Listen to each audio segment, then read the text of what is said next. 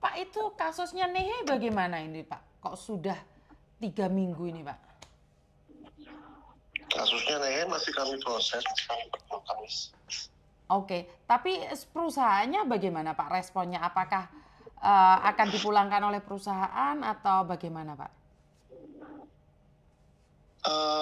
Iya, masih kami kejar perusahaannya. Soalnya gini Pak, karena saya takutnya nih kalau lama kan biaya lokal cost-nya kan semakin naik nih. Nanti takutnya kalau di akhir tidak, terus kita buka donasi buat Nehe, tiba-tiba harus bayar lokal cost lagi Pak. Iya, makanya kita juga kasih tenggang waktu kepada pihak berwajib untuk bisa segera menyelesaikan ini. Kan sudah 3 minggu ini Nehe Pak. Iya betul Bu. Hampir 1 bulan ini Pak. Nehe ini di akhir bulan ini udah 1 bulan Pak. Iya. Betul Bu. Kan memang kasus ini nggak bisa kita atur kapan selesainya, kayak kemarin Reza Sampurna kan. Siap Pak. Siap. Berapa lama itu baru 2 bulan Pak. 2 bulan. 2 bulan. Karena ini kan bukan semuanya dibuat dalam kuasa kita kan. Betul. Kita juga rely on pihak-pihak lain. Betul. Jadi ya kita kalau dari KBRI sih usahakan semampunya, kalau dari KBRI ya maunya cepat pulang juga Miss. Tapi kan karena saya juga harus update sama keluarga Pak, karena kalau kita ngumpulin donasi mungkin akan lebih cepat nih, tapi karena sudah 2 kali terjadi ternyata perusahaannya bertanggung jawab, makanya saya sekarang tidak mencari donasi dulu Bapak, karena saya tidak ingin ada uang juga mengendap di saya, ini pertama. Terus bagaimana dengan kabar Aswar Pak? Aswar yang katanya lompat dari lantai 6 itu Pak. Aswar juga kita sudah minta ke polisi untuk telusuri perusahaannya Miss. Tapi benar nggak Pak dari pihak KBRI minta biaya ke keluarga Aswar? Nggak ada Miss. Nggak ada ya Pak ya, karena saya juga tidak ingin KBRI Kamboja difitnah. Saya dapat kabar tapi saya tanya, yakin pemerintah Indonesia yang ada di Kamboja yang minta uang, mereka nggak berani kasih bukti saya. Karena sudah banyak Miss yang mendiskreditkan KBRI, walaupun KBRI udah melakukan memberikan bantuan tapi tetap difitnah.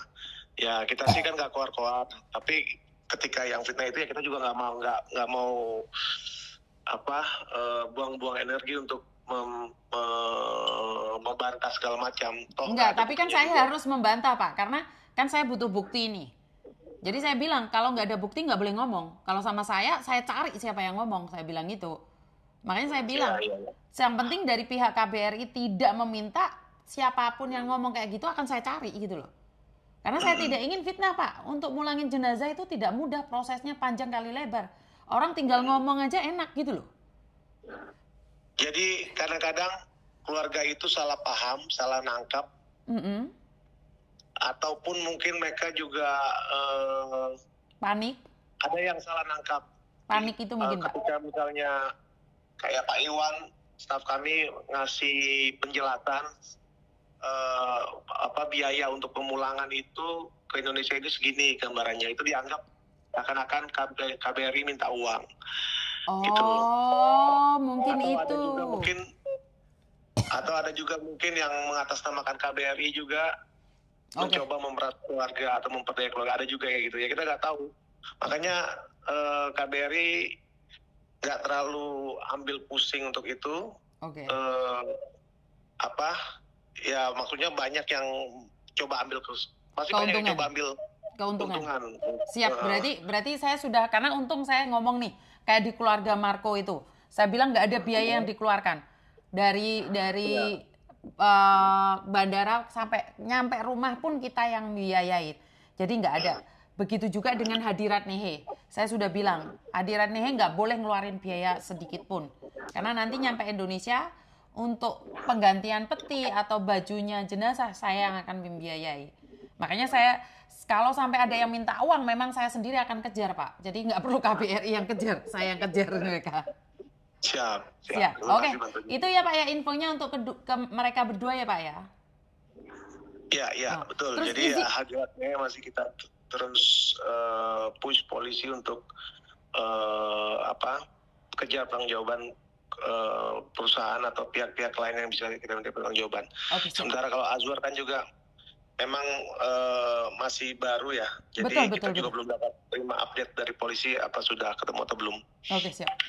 Terus yang bagaimana dengan Manado itu Pak, yang sempat sakit itu Pak? March 6 itu? Oh iya, itu bagaimana Pak? Itu juga kita masih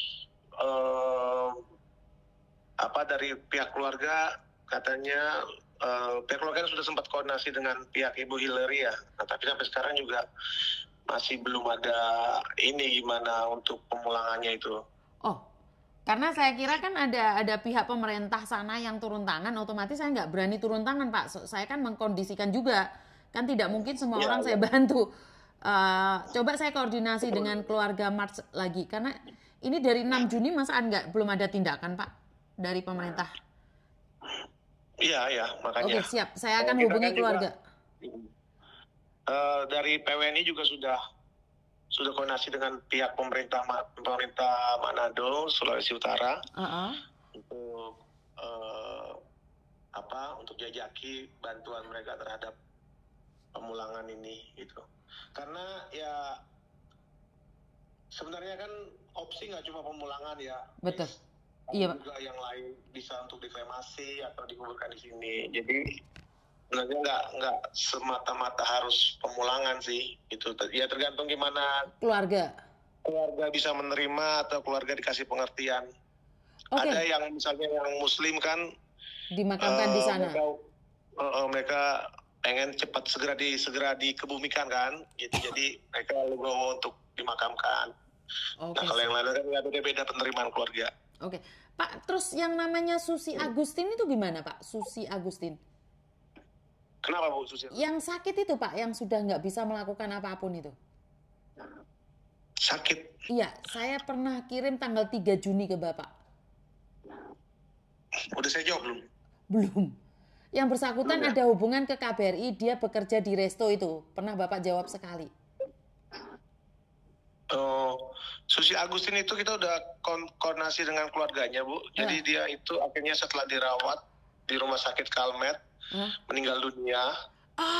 Innalillahi. Susi meninggal dunia Pak? Meninggal dunia Bu. Kapan Pak? Iya, hampir bersama nama Marco tanggal 5 atau tanggal 6. Sampai hari ini juga di Medan. Semua biaya rumah sakit dan pemulangan jenazah dan santunan kepada keluarga kita sudah mintakan untuk perusahaan yang membiayai. Oh, Susi sudah meninggal. Duh, masih sempat teleponan sama saya itu Susi itu. Oke, siap Bapak. Oke, siap. Terima kasih infonya Bapak. Terima kasih infonya. Sama-sama, Selamat malam, maaf mengganggu Bapak. Iya, malam. Terima kasih.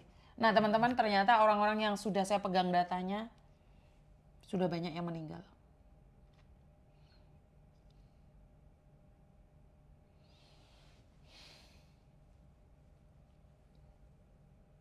Kalian dengar sendiri kan, tahu sendiri kan. Jadi tadi kebetulan ada yang nanyain tentang Nehe sama Azwar. Masih dalam pantauan Miss Yuni ya teman-teman ya. Dengar sendiri kan kasusnya bukan hanya 3. Max, Susi, Marco, Azwar, Nehe. Kamboja 5. Dalam jangka waktu 3 minggu. 3 minggu. Nehe, Azwar, Susi, Marco, Max. Dengar kan kalian? Paham? Dengar sekarang. Dengar.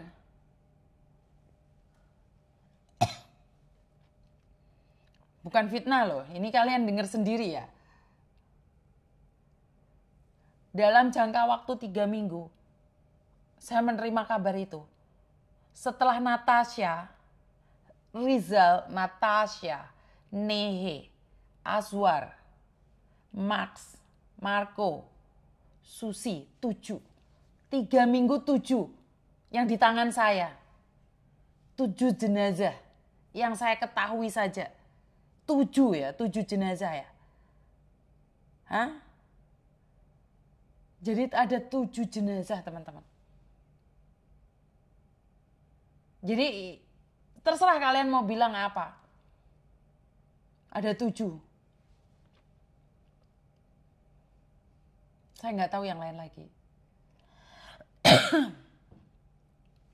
Mbak yang digigit anjing.